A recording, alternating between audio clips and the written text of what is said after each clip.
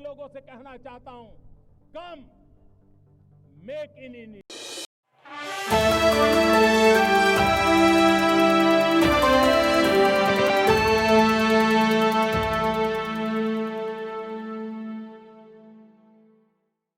हैं अहमदाबाद की सड़कें और इन सड़कों के दोनों तरफ आप देख सकते हैं लोगों का हुजूम लगा हुआ है।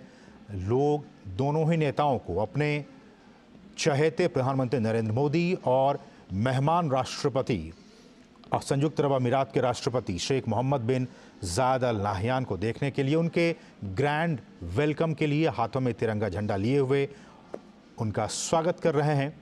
और इन तस्वीरों के ज़रिए हम लगातार आपको समझाने की कोशिश कर रहे हैं कि क्या दोनों ही देशों के संबंध हैं, रिश्ते, तिजारती रिश्ते, व्यापारिक रिश्ते, आर्थिक रिश्ते, एफडीआई, एक्सपोर्ट, इंपोर्ट, हम आपको सब बताएंगे, एक एक करके बताएंगे। आप बने रहिए हमारे साथ। अब आते हैं आपको निर्यात पे।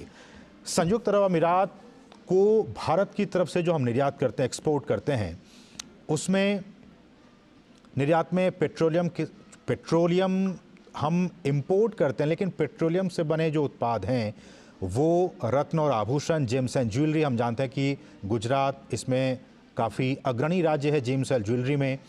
मशीनरी की बात होती है, उपकरण की बात होती है, रसायन की बात होती है, आयरन और स्टील की बात होती है, कपड़ा उद्योग की बात होती है, वस्त्र की, अनाज की, ये सारी चीज़ें हम भारत की तरफ से यूएई को इंपोर्ट करते हैं और हम वहाँ से एक्सपोर्ट करते हैं। इंपोर्ट की बात जब आती है तो संयुक्त अरब अमीरात से होने वाले जो प्रमुख इंपोर्ट हैं, जो कि भारत वहाँ से इंपोर्ट करता है, उसमें कच्चा तेल, हम उस कच्चे तेल को इंपोर्ट करते हैं और उस कच्चे तेल से जो बने प्रोडक्ट्स हैं हम उसको बाद में फिर एक्सपोर्ट भी करते हैं। तो ये हमारे बहुत अच्छे रिश्ते भी हैं। कच्चे तेल की बात की जाए, सोना की बात की जाए, जेम्स एंड ज्वेलरी, मोती, कीमती पत्थर, अयस्क, जो मेटल स्क्रैप्स हैं वो, रसायन और जो इलेक्ट्रिसिटी से जुड़े मशीनरी हैं, ये हम यूएई से इंपोर्ट भी करते हैं। हमारे एक और सहयोगी विशाल बैरिस्टो भी यहाँ पे लगातार ग्राउंड जीरो से बने हुए हैं। विशाल, जैसा कि हम बता रहे हैं कि चाहे वो व्यापारिक रिश्ते हों,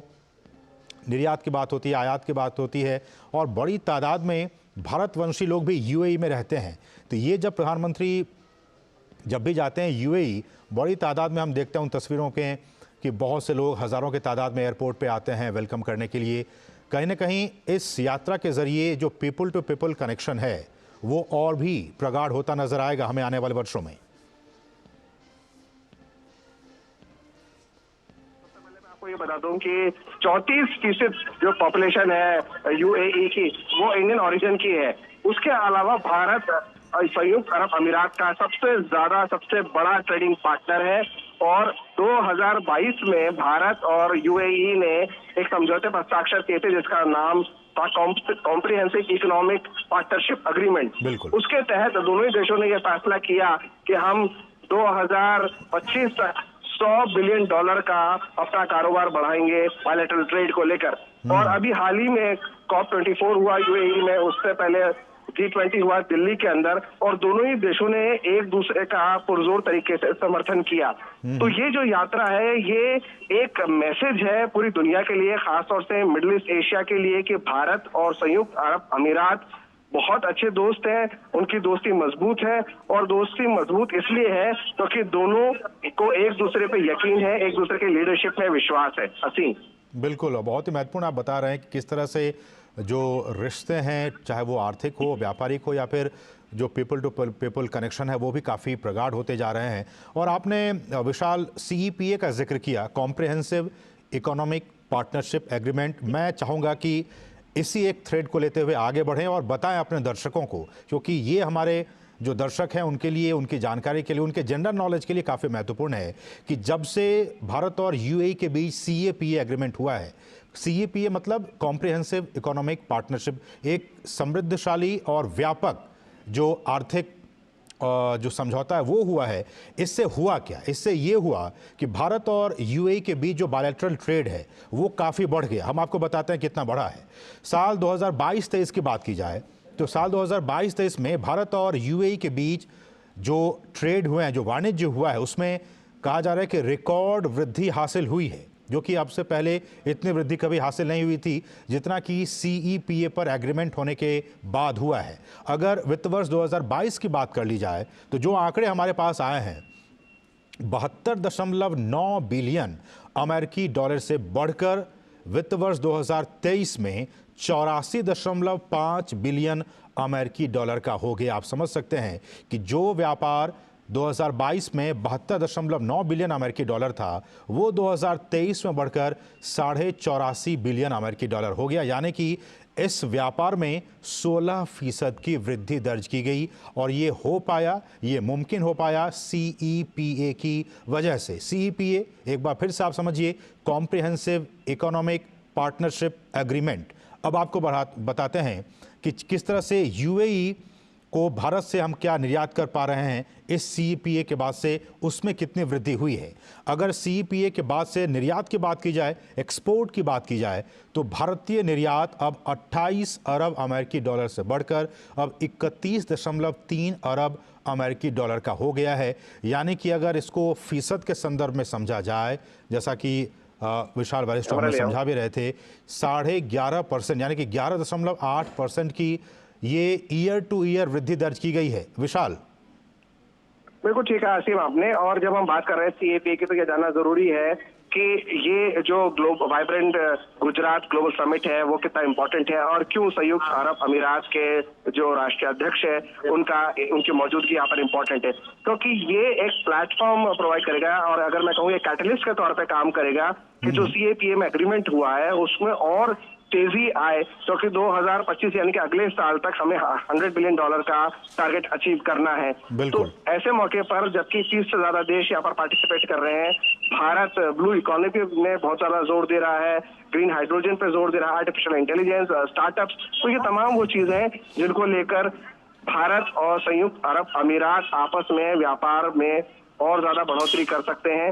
और संयुक्त अरब अमीरात की मौजूदगी इसलिए भी इम्पोर्टेंट है क्योंकि एक मैसेज आएगा खास तौर से मध्य एशिया की तरफ कि भारत और संयुक्त अरब अमीरात कितने मजबूती से आगे बढ़ रहे हैं और भी देश जो मध्य एशिया से आते हैं उनको भी भारत में और दिलचस्पी होगी और दिलचस्पी बढ़ेगी। असीम, बिल्कुल। और एक बार फिर से, जो कि विशाल आप ग्राउंड जीरो पे हैं, हम स्टूडियो में हैं, हमारे पास वो सारी सुविधाएं हैं कि हम अपने दर्शकों तक वो जानकारी पहुंचा सकें जिनका कि जानना उनके लिए बहुत ज़रूरी है। आप ही की बातों को आगे बढ़ाते हुए CEPA की बात बार बार आएगी, इसलिए कि ये जो एग्रीमेंट होते हैं वो बहुत ही महत्वपूर्ण होते हैं। और देखिए, इसमें C का मतलब ये है कॉम्प्रिहेंसिव। आप एक कॉम्प्रिहेंसिव, बहुत ही विस्तारित, जिसमें कि सब कुछ समाहित होता है, उस तरह का एक इकोनॉमिक पार्टनरशिप एग्रीमेंट करते हैं। तो जैसा कि विशाल बता रहे थे कि आने वाले वर्षों में दोनों ही देशों की ये कोशिश है कि 100 बिलियन डॉलर तक हम अपने आपसी व्यापार को पहुंचाएंगे। तो इसके पीछे की जो चीज़ें हैं वो आपको बता दें कि अगर CEPA लागू हुआ है, जैसा कि हम बता रहे हैं कि इसमें किस तरह से इसमें जो व्यापार है उसमें बढ़ोतरी हुई है, जो एक्सपोर्ट है उसमें बढ़ोतरी हुई है, और भारत का जो वैश्विक निर्यात है, ग्लोबल एक्सपोर्ट है, उसमें भी 5.5% से ज़्यादा की वृद्धि हुई है। अगर हम UAE को छोड़ भी दें तब भी भारत का जो ग्लोबल एक्सपोर्ट है वो 4.8% की दर से लगातार बढ़ता जा रहा है। लेकिन हम सभी जानते हैं, और जब ये दोनों नेता मिलेंगे, आपसी बातचीत होगी, MOUs पे एग्रीमेंट होंगे, तब बहुत सारे ऐसे क्षेत्र होंगे जिस पर कि समझौते हो सकते हैं, जिस पर बातचीत हो सकती है।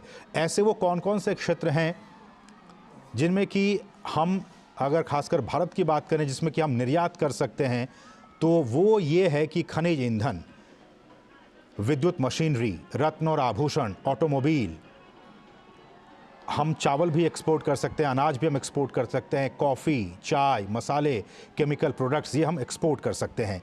लेकिन भारत और UAE के जो संबंध हैं वो 3 E's पर, विशाल इस बात को आप ध्यान से समझिएगा कि 3 E's पर कहते हैं कि आधारित है, एनर्जी, इकोनॉमी और एक्सपैट्रिएट, मतलब जो अप्रवासी भारतीय हमारे वहाँ रहते हैं। तो एनर्जी के सेक्टर में भी हमने देखा कि लगातार, चाहे वो ग्रीन एनर्जी की बात हो, हाइड्रोजन एनर्जी की बात हो, उस पर भी लगातार COP28 में भी बातचीत हुई थी।